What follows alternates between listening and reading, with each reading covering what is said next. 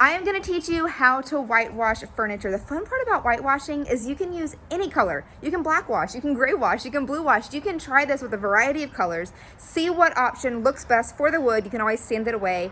Sanding down a natural wood only works if it's veneer or solid wood. It's not going to work if you have particle board, pressed wood, anything very fake.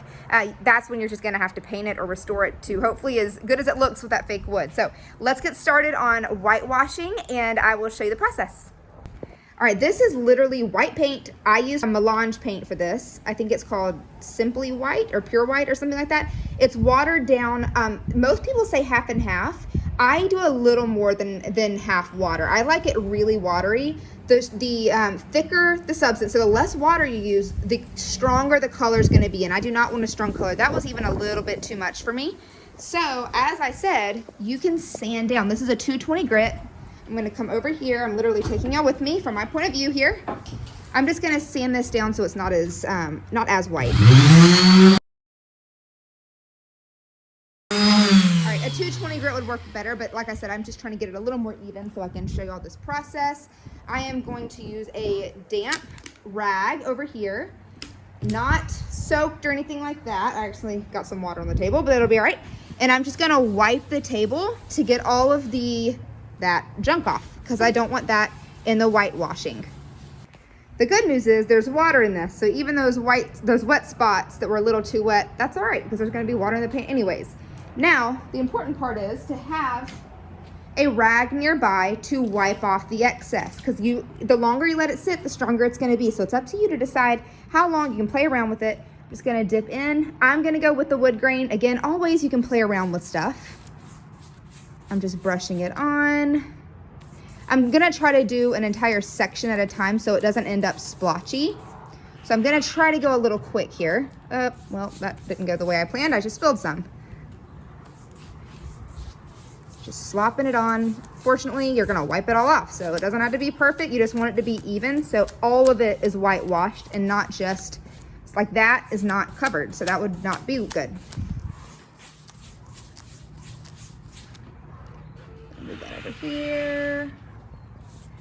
We are just slopping it on. I am making a mess. Keep that in mind wherever you do this. Might be going around a little bit.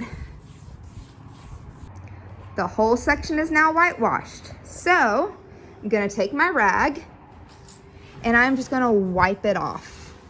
Keep in mind, you're gonna say, well, that didn't really make a big difference. It will when it dries. It's still wet, so the wood under it is gonna be darker. I'm just wiping it off. You can kind of scrub it if you want to get it even lighter.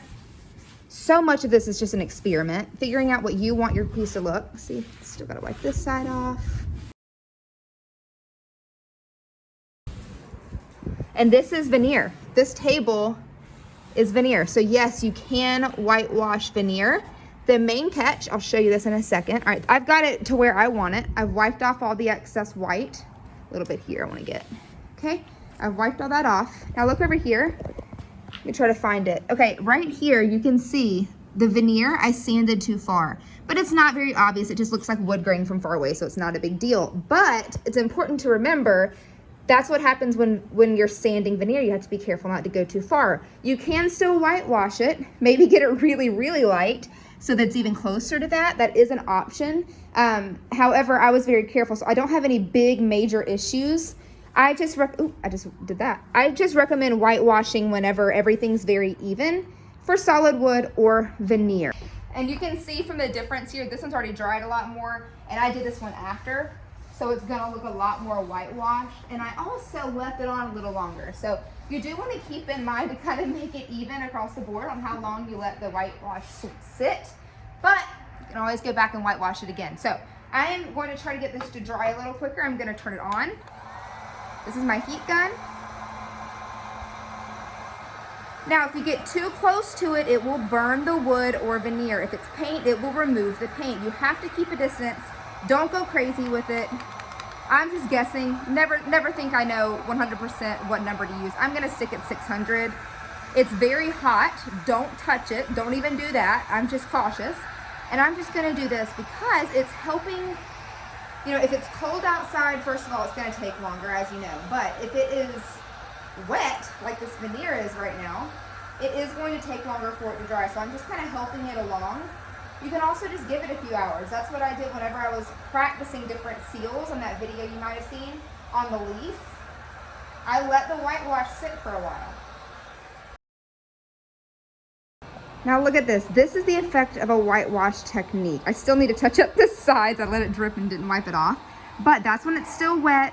This is after it's dried. I use my heat gun, and I mean, it is, you can tell down here is darker than up here. You can see the difference. That's not whitewashed. This is whitewashed. And this is just a gorgeous technique that you can play around with. Unfortunately, that is scratched veneer, so I can't really do anything about that. But you can see it is lighter.